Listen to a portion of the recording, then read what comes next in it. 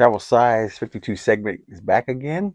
It's been a little while. A lot of stuff going on. This is going to be our post-Thanksgiving episode. Our post-Thanksgiving episode. Thanksgiving just finished. It's December 1st today. Sunday, December 1st. Man, Thanksgiving. It's over with. We're moving on now. I had my fill of the turkey and ham. We also introduced a new dish this year. We normally don't do. We've been wanting it, but we finally introduced macaroni and cheese to our Thanksgiving. We usually have like other things like the green bean casserole, just all sorts of other things that we just kind of forget about the basics, mac and cheese. So we had mac and cheese this year, which is a nice touch. Of course, I loaded it up on the dinner rolls there. Fuck it, I packed it into this year. Yes, we had the Thanksgiving. Spent time with the family. It was nice to have a few days off for the family this weekend. We did a lot of stuff, did a lot of things this weekend. We Thursday, Friday, we worked on helped Dad work on his truck. He's working on a new truck hauler, and I worked on my motor. I cleaned my motor, the LS motor that we're gonna put I call it the pacemaker. That we're gonna put in the 1953 Chevy 3100. We're gonna put that new pacemaker in that sucker, and we got a little speed in that one, a little noise, a little speed. That's what we're looking forward to. But anyway, I was cleaning up my motor and then helping Dad, and Dylan was out there too. We were getting that thing together, putting his truck together there. We did that on Thursday. And Friday we did a little of that too. Did a little more working on the cars and stuff, working on the things, and then we headed to our tradition. I haven't never been able to go because I was usually working before, and Jennifer and her dad Tim, our dad, they usually go to the Autorama in Houston down there at the George R. Brown. It's called James Brown. The George R. Brown Center. They do that every year, Autorama, and this year I had time off, so we like I said, we worked on the cars in the morning, and then Friday we went down there to check it out. And usually it's a big turnout, and it was really small this year. There was not that many people there. I guess it's just because people traveling maybe this year. Who knows? But it was a smaller turnout than usual, and uh, cars. The cars, they had some decent cars out there, but not a lot of things that I was into. Um, not my speed of cars that they had there. It's a different genre of cars, different turnout of you know. I'm more into the classic hot rods, things of that nature, and they had different. They have more of the not against. I like it all. I like lowriders, but I just don't like to. I'm not into the lowrider things. I love them. I love all the creativity they put into them. They put a lot of time. These guys are creative. They put a lot of time and effort to the paint and to the murals they do on the cars and whatnot. It's just not my thing. Like I said, I dig it, and I love it in an Ice Cube video, but it's not my thing. Um, so yeah, we went out there, checked that out. It was my first time. I hadn't been in a long time. It's been years since I've been out. It's just quality time. All it is quality time. It's not, it's just a tradition that we do. And I finally got to go, and it was nice to go. We hung out. We watched. Dylan was showing me on the Fortnite stuff, the Juice World. There's some kind of concert or something on there. We watched that. Again, I'm an old man. I don't know what it was. I didn't know what we were doing. It's cool. It's different. It's really neat to see these things, how they do things on these video games, how you have concerts, virtual concerts and whatnot. But interesting nonetheless. It was interesting. Did that. What else? And then so I had a lot of time on my hands. So let's see. We watched a lot of football was consumed these past couple of days. Cowboys, of course. I gotta enjoy the wins when they come. No matter how they come, I'll take them as they come. Even if it's the terrible Giants, I'll get a win from. Surprised they beat the Redskins. I was really surprised they did that. That was a nice little Thanksgiving gift there that they beat the Redskins. I was not Thanksgiving. What was it? The night before or the week before? Redskins, and then Thanksgiving they beat the Giants. But Giants, who you beat them, everybody beats the Giants. Um, but yeah, watched that, enjoyed that. It was a nice little family game. We had a Thanksgiving dinner. We had all that. It was great. We had a good time. Watched last night. And then excuse me. Then saw Colorado implode. They lost against Kansas, which is disappointing. They lost. They didn't get a bowl now because of that loss. Granted, they won. They won big against the other day. They won 52-0. I forgot what team it was. They beat Oklahoma or something like that. But didn't matter. Oklahoma State, I think it was. Didn't matter though because they're not up for a bowl. So hopefully Travis Hunter will get a maybe he'll get a little hardware himself. Hopefully, I don't know if he gets edged out by somebody else, but hoping Travis Hunter gets that Heisman Trophy. That'd be nice for him to get that. He's a talented guy. Plays both sides of the ball. Good kid, man. I really like him. He's a really nice guy. If you didn't see it on social media, it was funny. I saw it right after the game. Like, social media is a monster. It was Travis Hunter and his girlfriend. And she was all mad because it was caught on, on film where on, there were footage there where she was yelling at him because I guess he was celebrating too much with the cheerleaders or whatnot. And he got in trouble. He was getting reamed on live TV. It was funny. But anyway, that was just funny as a little thing. And then the other thing that was happening was the teams putting their flags down on other teams' logos in the center of the field, the 50-yard line there.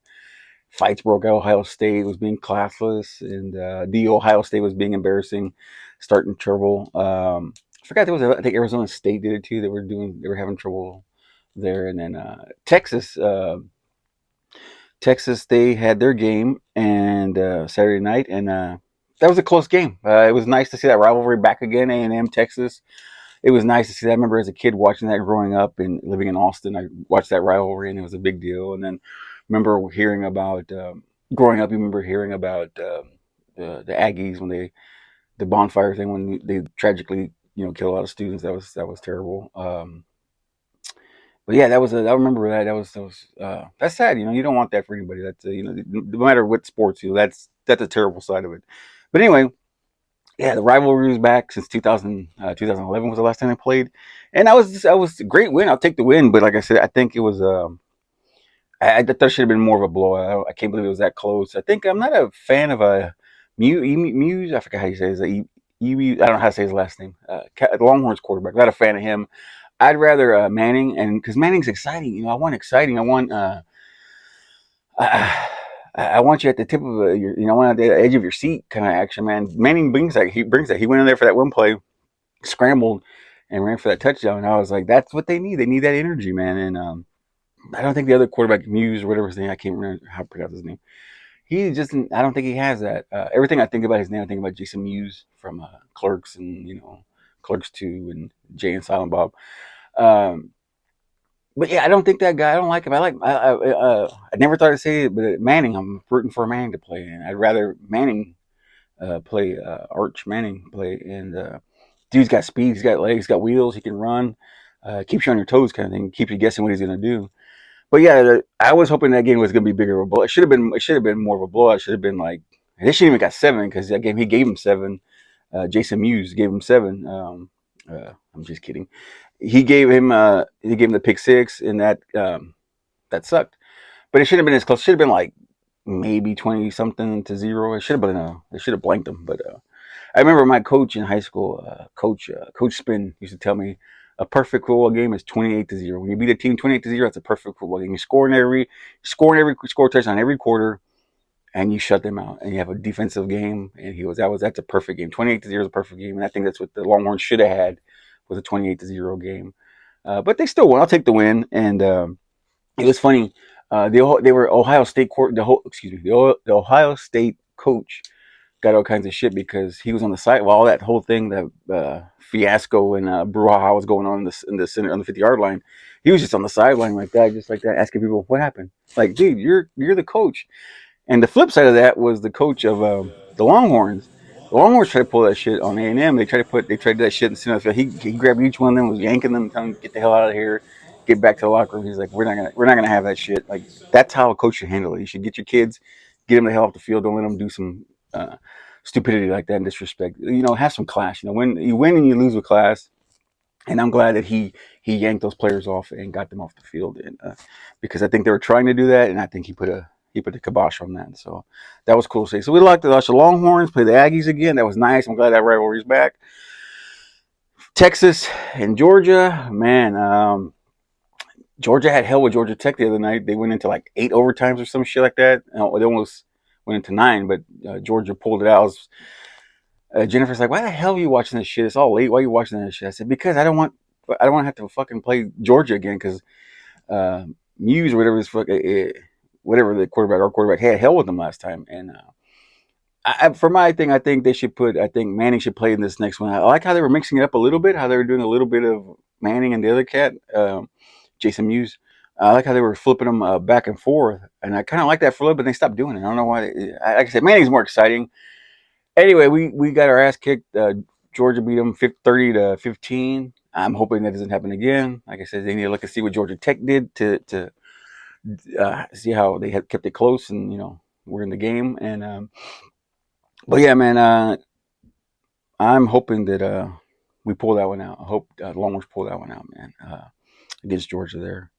The SEC championship game. We'll see what happens the next Saturday, Saturday 7. So I'll be watching that one.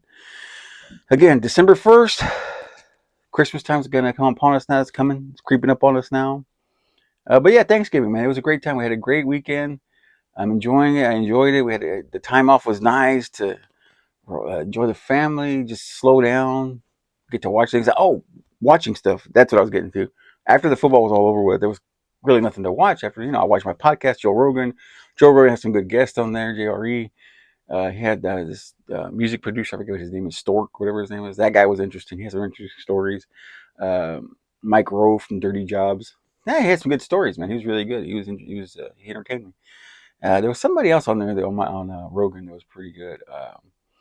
Can't remember who it was. Anyway, did a little of that. So when I ran out of podcast lists, I started watching this guy. I was just flipping through YouTube, just kind of falling down that rabbit hole. And I came across this guy. I'm probably butchering his name because I'm butchering everybody's name. Drew Binsky or Binsky, Binsky. Drew. Anyway, the guy travels, and because I put his link down here so you can see. He's entertaining. I mean, he's a really good. That's what it is with TV now. And that's what me and Jennifer always talked about. Is like TV is gonna be, or social is gonna be like. There's not gonna be TV anymore. I don't think there'll be any ABC, NBC. Those things are not entertaining. Those shows aren't entertaining. Like this guy's entertaining. Like he does travel thing. Like Anthony Bourdain. I enjoyed that show. And there's another guy that used to eat all kinds of weird shit. Andrew Zimmer, and he used to eat all kinds of weird shit. Anyway, that's what this guy's doing. He travels around the world. I just think people are gonna be watching. They won't be watching TV anymore. They'll be watching YouTube more. I think TV's gonna go away at some point. There won't be no ABC, NBC kind of things, like I was saying. And so I was watching this guy, and he was traveling. He did this. I was fascinated by this thing. It's like it's a 2 week. It's just new. It's like it's his newest episode, and he went to Hong Kong, and he was showing the what is it called? The coffin rooms. They're called coffin rooms, and it's living, and it's really tight. It's very overpopulated. Of course, we all know that. We all know that. But it was just showing how you're either very, very rich or you're very, very poor in Hong Kong. There, they were showing in that area. There's a little area there where they have these massive buildings. These apartment buildings are sky high. They're huge, man, and they're packed in with folks. At first, he showed this thing that they don't do anymore. I think they banned it. Or they did away with it. It was called kind of like essentially it was just a big like where you put your dog in a kennel. And that's what people were renting those out, like a kennel, a cage. They were called bird cages. I think they were called bird cages. That's what they were called, referred to them. And I think they did away with those because they were kind of inhumane. But they used to stack those cages on top of it, and people would sleep in them. And I forget how much it was the rent for those. But the thing that he introduced was these things called the coffin rooms, and it's these small apartment buildings. And the hallways are like crazy narrow. I mean, this guy is like probably $100 wet. I mean, $100, 100 pounds wet. This dude, the guy Drew, the host, and he was going to these hallways, and man, it's like narrow ass hallways, man, and it was just sad, man. These people, and of course, I'll show images as I do. Uh, the hallways are narrow and shit. And he's like, there's no people smoke. He goes, I walked in these hallways, and the smoke was just like overpowering. People, they're having cigarettes, and the little bitty ass rooms, man. It's just like a little room. I mean, you can't even you can't stand up. You have to be down, and they're like stacked on. They're like kind of like bunk beds, but they're like little rooms. You climb up a little ladder to go up to your room up there, and the thing that people say is like you got to be careful. It's like being disrespectful to somebody because you're in somebody's not living room necessarily, but your front door. That's their front door, and you got to be very respectful. And one of the attendants that was there was just like, yeah, man, people are very rude in here because it's tight quarters. People are, you know, it's just too tight, and they're always angry and pissy. But yeah, I was right, and so the rent on those places, the little coffin rooms, the rent is like close to $300, and these people live check to check. They asked one guy what he did for a living. He said he works at what did he say he did? He did oh, like manufacturing, like just a regular like assembly line kind of work. And he goes, and this is all I can afford. I don't have a family, and this is what I do, and this is all I have. And it's just a room, a little bitty ass room, man, like tiny ass room. And you have to lay down or sit up, lay down, whatever. And got a little TV in there. And the big thing over there is horse racing. They all love horse racing. I don't know what it is. They all dig. They're all every time he went to interview somebody in their room, they had horse racing on. I guess it's a big thing, gambling, whatever. I don't know. Anyway, the room is small. They have their groceries just hanging up, around them and shit. Something good creative. They got LEDs and shit. They get kind of creative with it. You try to make the best of what you can. But they just have a little TV in there. Some didn't have TV. Some just had a phone, and they had their iPhone or whatever the case may be there, and they just watched. That's how they watch TV, and it's crazy, man. How the other half lives, man. It's that's their means. That's what they can pay for, and that's $300 in rent. That's crazy, dude, for a little room. He interviewed these, and he interviewed another set of folks, and he met this real nice lady. I forget what her name was, and he real nice lady, and she showed him her room, and he's like, it was like he goes at this time when he went, it was kind of the summer, so it was very humid. He was like stifling, the humidity was like suffocating, and he's like, man, I'm sweating in this hallway, man. He goes, he tells her, he asked her, she goes, yeah, I'm here. I've been here for 7 years, I like it. My husband died a few years ago, so now I'm alone, and I didn't need anything big, so I'm living here. And he said, "Do you have air conditioning?" She said, "Yeah, I have air conditioning, but it costs." She goes, "I have to save up because that costs extra. AC costs extra." And I was just like, "Fuck, man! You take it for granted. You have, AC. AC just comes with your apartment." And yeah, with them, it was extra. The AC, the air conditioning is like a little AC fan thing, and hers wasn't connected. She goes, "As soon as I pay, they come and connect it and give you the power for the AC." But yeah, man, I was blown away at those things, and then I watched that, and I was intrigued by his channel, man. So I went. I was just started again rabbit hole. Started going down Drew's channel there and going through all. He traveled to North Korea. He did North Korea. He did the a thing on the puffer fish, special on that, how to eat it. And then he went to another one that was interesting was in Tokyo. They have like Skid Row in Tokyo, and they kind of keep it private because they don't like to. In that culture, they don't like to admit that they have a culture like that where it's the homeless and whatnot, and then they kind of ignore it, and, But that's what they were saying in the documentary there, and it's called it was in the Tokyo. So I forget the town what it was called, but he wanted to talk to some of these guys that were in there. It's like it's all men, it's all older men. They're like in their 60s, 70s, and they're all homeless, and they live in this, and then it's kind of like this Tokyo Skid Row. And he goes, but the thing is with them, it's not with them.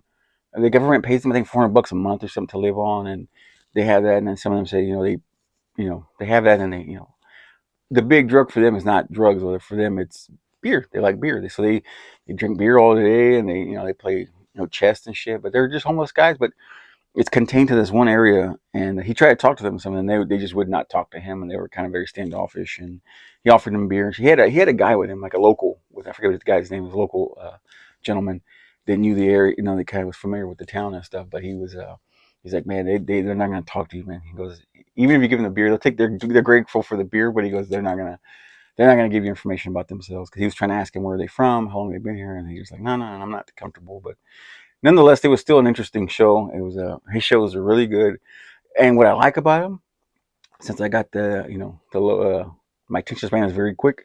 His shows are like 20 minutes, 30 minutes at the most. The longest one was like 40 minutes, and the one he did that I really really enjoyed was I'm probably butchering this because I'm an idiot. Yangjin, China.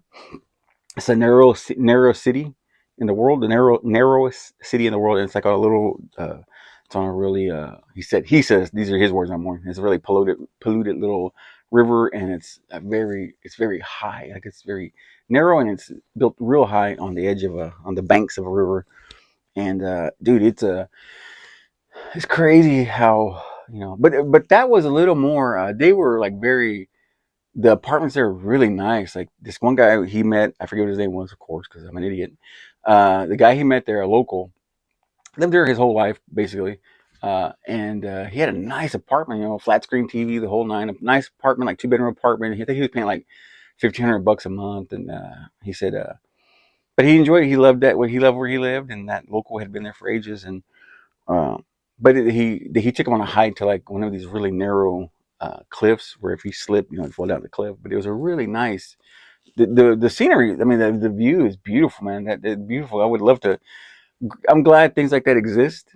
Social media things like YouTube and shit like that exist because I can experience these things. 'Cause I don't travel. I don't fly. I'm scared to fly. So to witness these things is very very interesting, and I lose myself watching these shows over. All these different shows with the travel and stuff like that, and I love that channel. Like I said, I'm hooked on. I subscribed. I'm hooked onto his channel now. So again, I put the name of his thing because I think I'm butchering his name.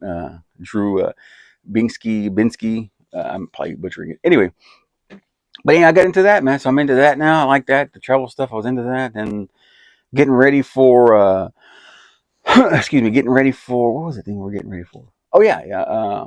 This month, December is Squid Games comes back. We watched me and Dylan. That's what it was. I kept spacing out what I was gonna say. Me and Dylan watched that Madden thing. It's in the game. It's a documentary on John Madden, the game, and it was very, very informative how they got to where he was, and might not have been created. It's just if you have time, check that out. The John Madden thing. I think it's on Prime. I think it's Prime. I think. Uh, and yeah, the John Madden. It was like a documentary on John Madden and the game and how they selected the person on the cover and they talked about the curse. Everybody knows about the Madden curse. You know about that. How the ups and downs of the game thing was and how NFL 2K gave them a run for their money for a while and then that lasted for a couple of years. But then uh, the EA Sports got the licensing and they made a deal with the NFL, so they were like exclusive to the NFL. So that's why they kind of blew up.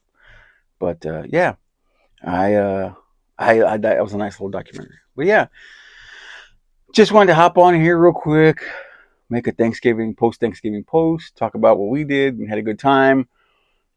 We got let's see, I'll be doing Christmas stuff. We'll do some Christmas episodes. Like I said, I do this for me. This is again, like I always say, this is for me. Just to archive all these things that we do, all these little things that we experience. I like to archive them all on these videos here. We want to just be thankful for the ones that follow and ones that watch us on social media and follow us everywhere.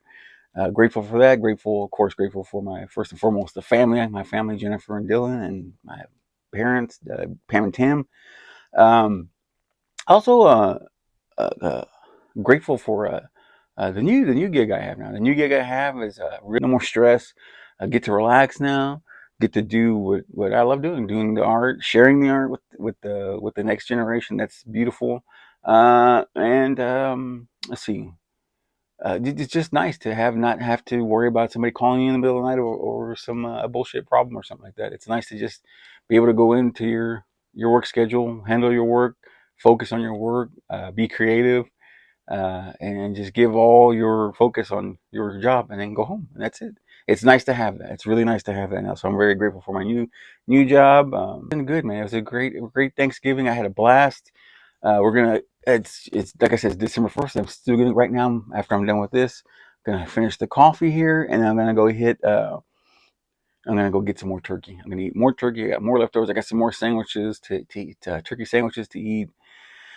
And it was great, man. It was a great Thanksgiving, and thank y'all for tuning in, and the ones that are listening still, stay tuned.